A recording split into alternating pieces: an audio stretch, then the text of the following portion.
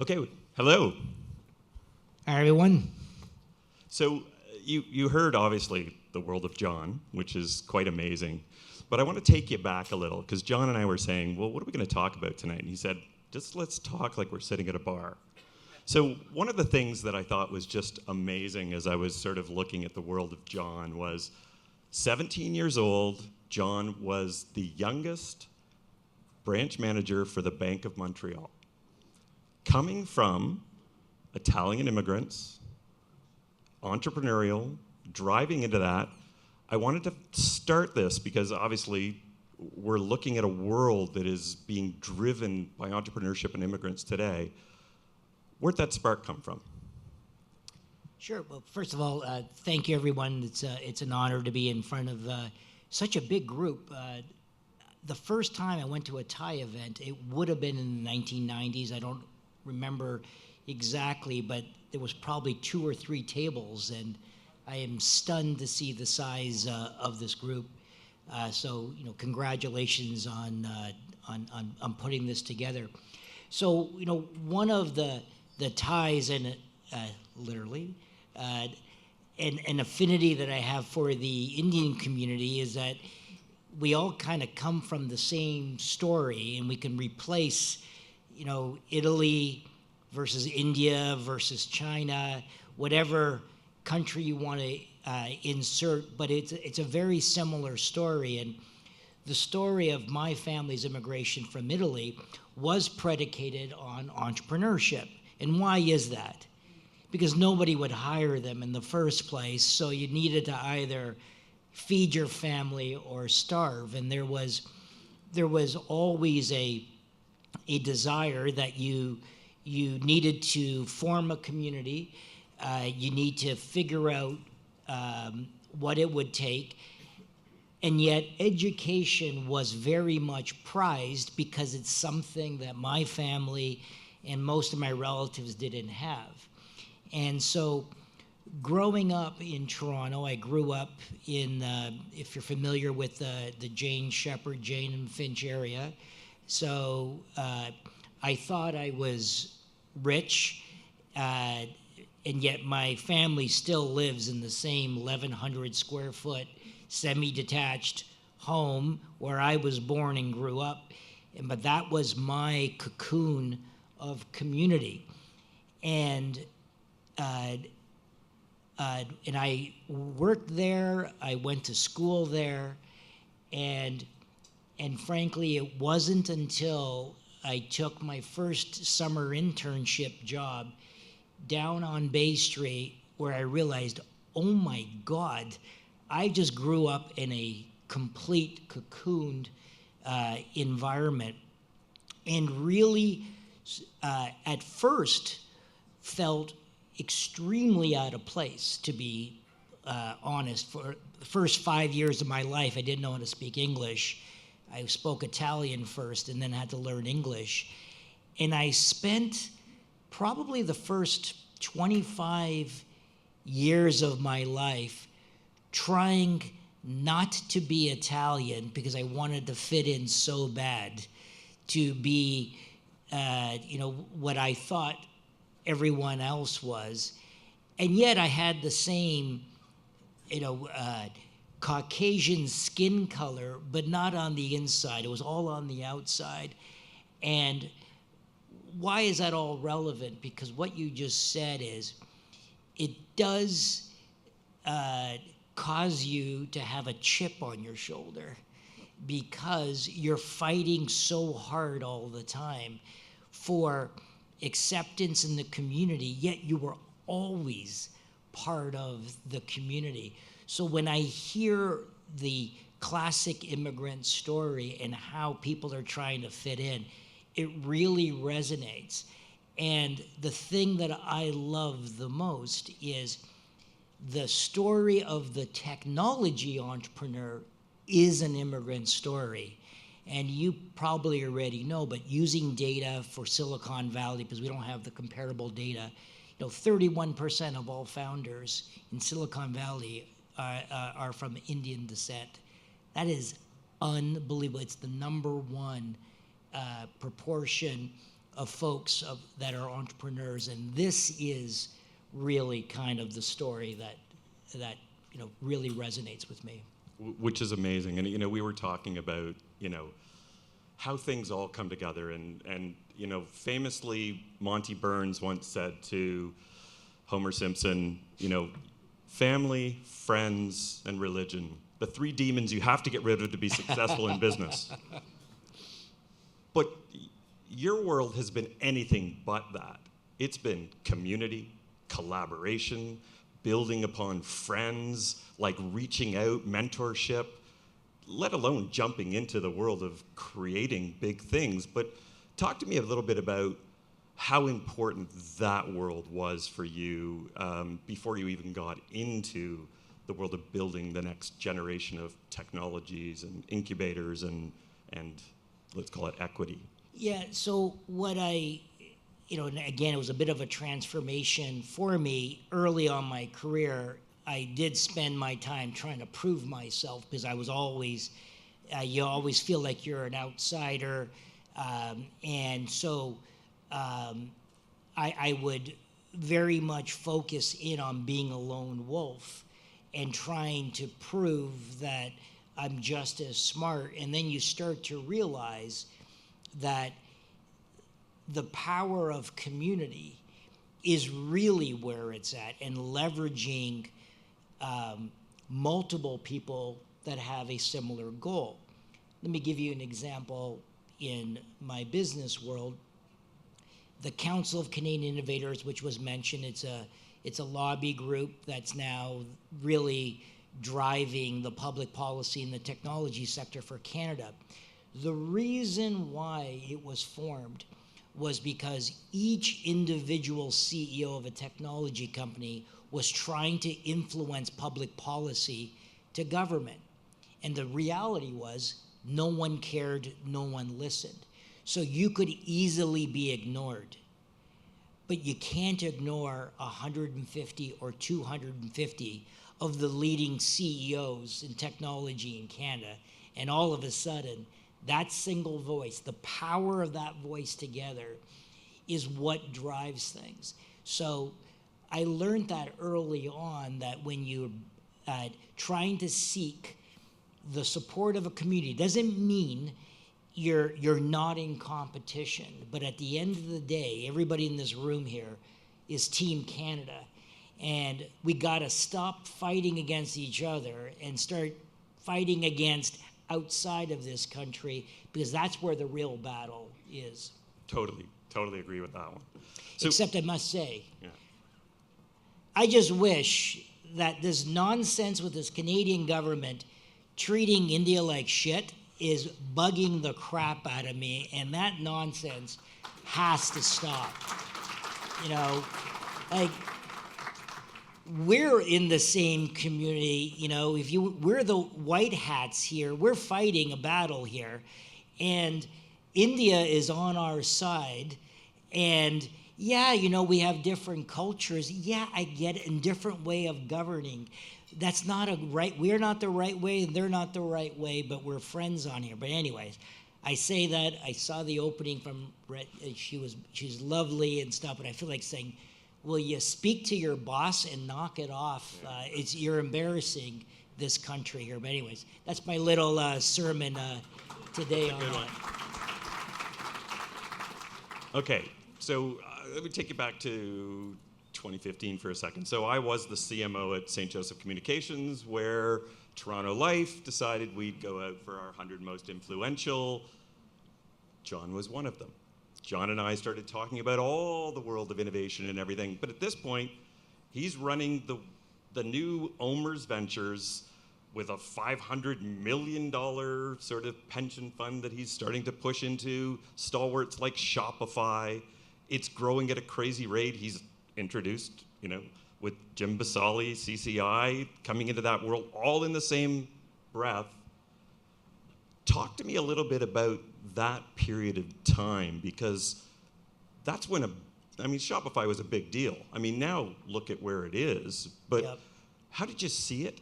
How did you identify that? And how did you start to create that world where Canadian money, because at that point we weren't seeing a lot of it Yeah. on the table, got put into the market? Sure. So let me just give you a little history. So in 1992, coincidentally, when TIE was founded, was the year that Canada was just in the pit of a deep recession between 1990 and 1992. I was a young practitioner at a consulting firm called Arthur Andersen at the time, and the economy was just horrible. And I really wanted to not be passive in my consultation. I wanted to understand, how did entrepreneurs make the decisions that they did? And I looked around a variety of interests or industries. And because I was 25 years old at the time, no CEOs of industries would want to pay attention to me nor have discussions with me except for one. It was the technology industry, because they were closest to my age. So they wouldn't kind of go, okay, who's this punk? I think he is talking to me. That was the reason why I started focusing full time in the technology industry, and I built at the time Arthur Andersen's technology business. And so I've gone through this for the last 30 years and seen the highs and the lows. After the dot-com blow up in 2002, it took about 3 years, but by 2005, Canada hit rock bottom. And when I say that, there was no capital around whatsoever, and the mood was very, very dire. And at the time, I was leading Deloitte's global technology business, and you could start to see, particularly in Canada, it was shrinking because there was no capital in the ecosystem. And at that time, I had decided that I needed to help stimulate this, and it wasn't going to be a private sector solution because there was no private capital really around, that I would work with the Canadian federal government to devise strategies. One of those strategies, and it's funny, it's coming around again, was, boy, those pension funds are being really stingy with their investment dollars into Canada. So one of the ideas, amongst a few ideas, was I created a concept of a 1% pension tax. And the way to, and it was, there's this concept in the space industry where it's called an IRB program. I was using the IRB program as a model for innovation. Anyways, developing the idea, and financial crisis then hits, and now the pension funds have completely got out of the sector. And now it's 2009, 2010, and things basically look fruitless. The kids who are graduating from universities are not even staying here. They're going immediately to the United States. It was a very sad time. And the CEO of OMERS had contacted me in 2010, and I knew him from actually Arthur Andersen days, and he had said, hey, I've been hearing a lot of the things you've been saying. We want to invest in innovation. And I was stunned, and I go, really? I go, all of you guys are running away. And he said, no, we're just running away on how it's been done. And they asked me, could you help be an advisor to that? And I was like, absolutely thrilled. This way here, we could rejuvenate the sector. By the third meeting, the CEO said, well, we didn't want you to be an advisor. We wanted you to do it. And I just said, why do you want me to do that? And he said, you have been poking us, right? And you think this is so goddamn easy? Why don't you do it? And I kind of had a reaction of, no, dude, I just like to advise. I don't want to do it. And I felt that I opened my mouth too loudly, that I would look like a total jackass if I just said, well, you know what, I'll stay in my cozy position at Deloitte. So I basically held my nose and I jumped in. And that was really the opportunity. And so now getting to your specific, what happened on Shop? Like, what happened there? When we created OMERS Ventures, the idea at the time was to, if you look at the life cycle of a business, to oversimplify this, a business goes through 3 stages of growth, and let's use revenue as the proxy. The $0 to $10 million growth stage, the 10 million to 100 million, and then the 100 million to $1 billion plus. And in 2011, things were so bad that we were trying to solve the $0 to $10 million issue. So in those first 2 years, we were doing seed checks, seed or Series A, to get people from 0 to 10. And it just so happened there were names like Wattpad and Wave and some fantastic success stories. But after about 2 years, what was happening is the technology sector started really ramping up. And companies were getting from 0 to 10 very quickly. The problem was, once they hit 10, where do you go to the 100? And that's when I said, okay, you know what we need to do? We need to extend the thesis to say, let's hit now both. And at that time, there were companies like Hootsuite and a few other ones, Desire to Learn, et cetera, where we just said, we're going to step in. And before, they would go to Silicon Valley.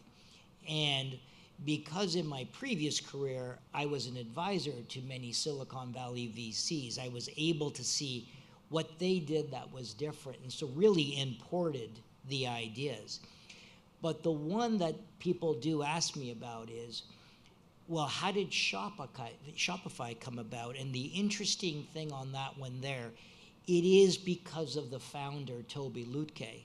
And here was the most fascinating part. You had a guy who was a Canadian immigrant from Germany, came to Canada only because of chasing a woman, which is now his wife.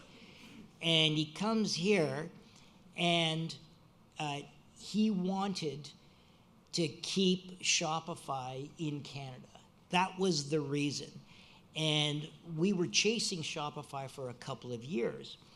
And there was 3 competitors at the time. One was called BigCommerce, another one, which is still around, another one called Volusion, which I don't even think is around, and Shopify. And they were all around $13 to $20 million in revenue.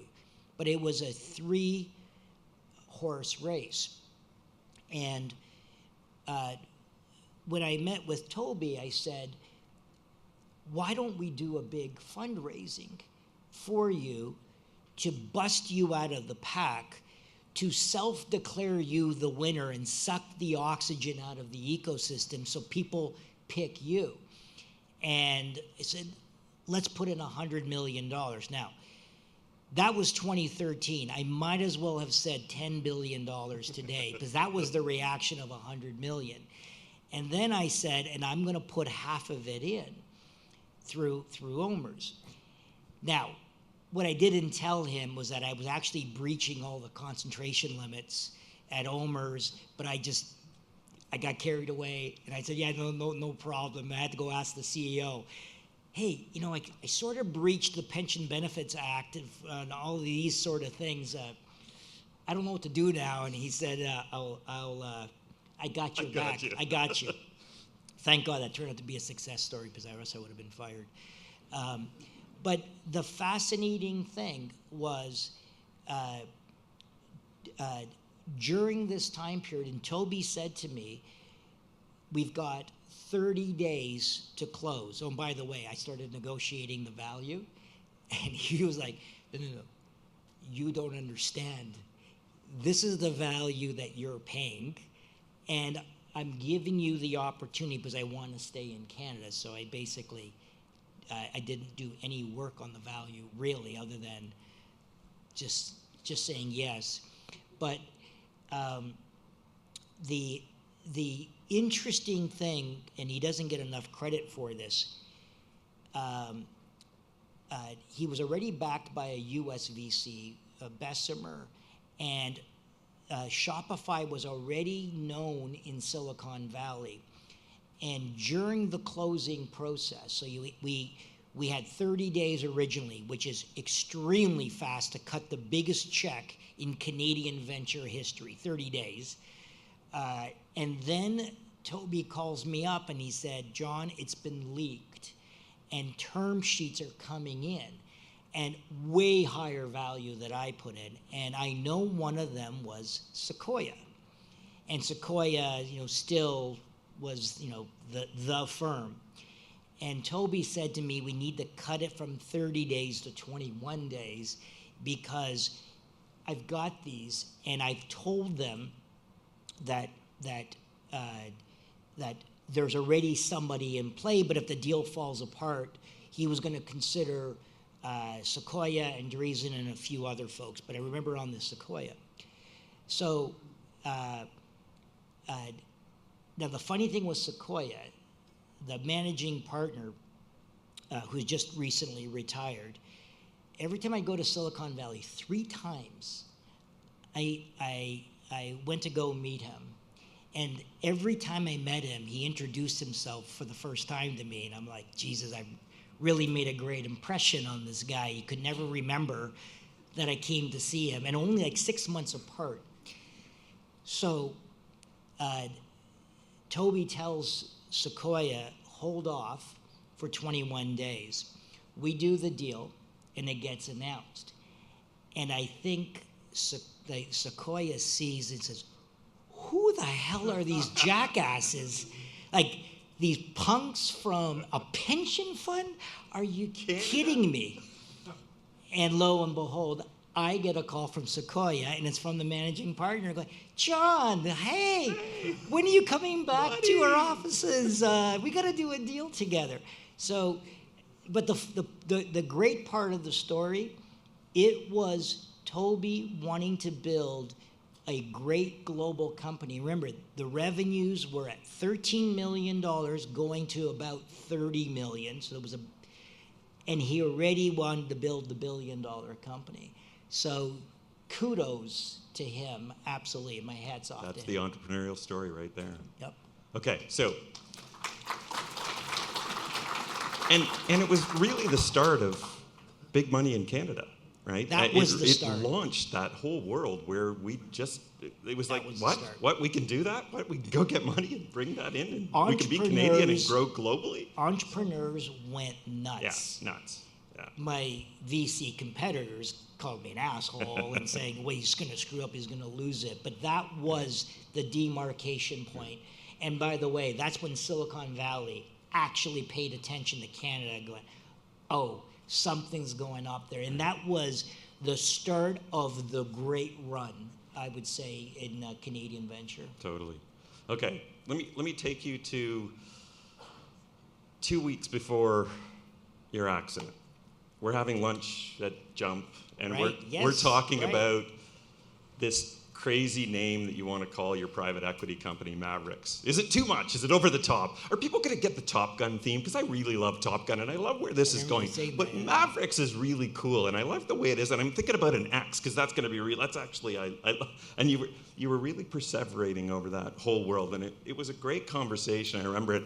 And then 2 weeks later, I get a call from your partner, Mark Maybank, and he's like, I don't know how to tell you this, like, John's in the hospital. He got hit by a truck. He was biking up north and small road, and we don't know what's going to happen. Take me through that world, because you're here today, and I mean, a major inspiration to a lot of people, including myself. But walk us through that, because it's amazing what you've done after, but getting through that itself, I'll just use the word resilience, because I mean, it comes into all of our worlds all the time. It is the entrepreneurial hallmark, if you want to call it that. But tell me your story on that. So when I left OMERS at the end of 2018 to build Mavericks, we had strong interest from investors to fund Mavericks to fill a big hole in the Canadian investing marketplace. And very early on, we actually had a lead investment, a very large one, from a Canadian pension fund that and we were motoring extremely quickly. In a matter of, I had raised $500 million in 12 days, from January 7th to January 19th. And I was like, Jesus, well, this is easy. Well, not so fast. And we were going right to a first close on this fund. And about 3 months later, that lead decided to instead invest in the fund. They were going to do something on their own. Very disappointing. I incurred a lot of personal costs, time, etc., focusing in on this. Decided, okay, that's obstacle number one, pivoted, and started fundraising again to a new set of pension funds. And by September of 2019, landed 2 co-investors, which was far superior as opposed to having my eggs in one basket. And the idea was they were ready to start the closing process in the early spring of 2020. What happened? COVID. Boom. Shut down again. So now number 2. And I was like, oh my God. And it wasn't until August of 2020 where the 2 pension funds said, okay, the world's not going to end. Let's now start the closing process, and we're going to start October of 2020. And now, my partner and I, Mark, we're now gearing up. We're starting to look at the team. A number of the members of the team are at the table right over here, getting them engaged. We're all getting all ready for it. And the month before, in September of 2020, again, we're still in COVID. I left my house to go for my midweek bike ride. And as you say, I'd leave my place in Toronto, and I would just do a 100K loop. And it would be my opportunity to kind of think through all the various things, getting very, very excited. But I never returned home. I still never returned home to that house that I left that morning. And it was a beautiful day riding. Mark, my partner, said I got some good news and bad news when they got the crumpled bike. The police wanted my Garmin, and Mark was able to download the data for the police. And he said, I got some good news and bad news. The good news, hey, I got your Garmin. The bad news is you broke all personal bests all the way up that day. You were flying. And I was so pumped. And all I remember is I'm on the side of the road, and a tractor trailer, it was a flatbed, but it was an 18-wheeler. I just, out of the blue, felt and heard a truck right behind my wheel and hitting the air brakes. And to be honest, my first reaction is, I'm going to get off this bike and punch this guy in the face for riding on my wheel like that, because this stuff on truck drivers in particular and cyclists is despicable in a lot of areas. And I thought it was another jackass doing that. And before I reacted, hit me right from behind and took me clean off my bike. Took actually 2 clean road signs that were in 6 feet in the ditch side completely out.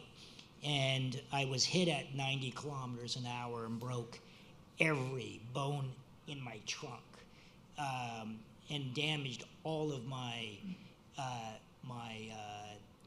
organs, and I lost half of my blood. And I've had some pretty bad bike crashes, so I know what it feels like when you have a big spill. And apparently about 2 minutes after impact, I woke up and I started to move, and I think I freaked out. There was witnesses around. They already had shut down the roads on both ways, but they thought I was dead. And I started to wake up, and the first reaction was, oh shit, I'm paralyzed, because there's this deadness that you would know when you feel it, and there's a feeling of nothing. So I immediately knew I was paralyzed, but my first reaction, honestly, was, I think I'm going to die on here, but it's okay. I've had a great life. I had no bitterness. And then I was like, my kids are 14 and 11.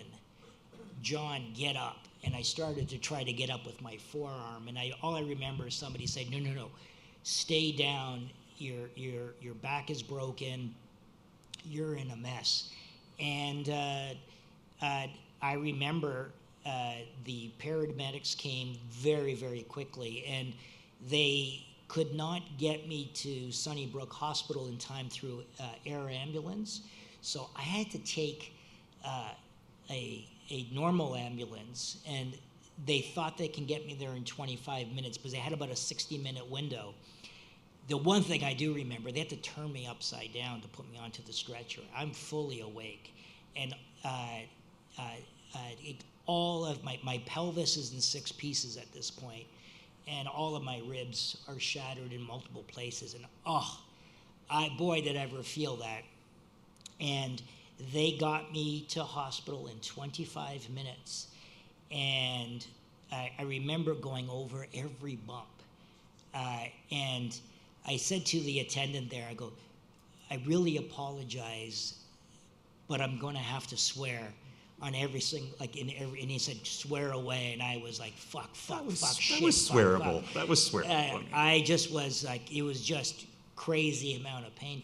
But the last thing I remember is I got to the hospital, I saw the emergency sign, they came over, and then they induced me into a coma, and then I was in a coma for 6 days while the team held down the fort until I can get out of hospital 4 months later.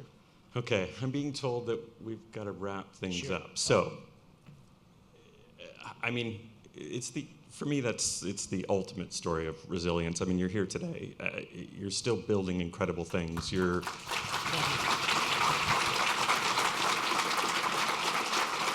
not only that, but having to go through an amazing amount of rehab, yet still mentoring people, still building a company, still running CCI and getting things going. It's amazing. I mean, you deserve this award and many more. One last word to a room full of entrepreneurs, bigger, better, faster, whatever that is, to leave them in that level of, if you can come back from this, what can you do? Yeah, I mean, people used to ask me in my investing career, what was the thread that tied together the great entrepreneurs you invested in? And the easy answer was resiliency and adaptability and this passion to stay on your goal, because obstacles will get in your way. And little did I know I was going to eat those words. And when it came time for me, there wasn't even a question about it. The purpose of Mavericks was actually, when I told you the 0 to 10, the 10 to the 100, the third thing that I didn't do yet was the 100 to the billion plus. That was Mavericks. And that's the reason behind Mavericks. And I felt that goal that I'd set out in 2010, it needed to be done. And so the point to everybody else on here is, shit's going to happen 100% of the time, but keep your eye on the prize. And at the end of the day, if you're passionate about solving a problem, that is the way on how to keep your eye on that problem. Don't chase money, don't chase fame, don't chase status, but chase that, and it will lead you, I think, to the promised land. Awesome. Well, thank you, my friend. Thank you. All right, thank you very much.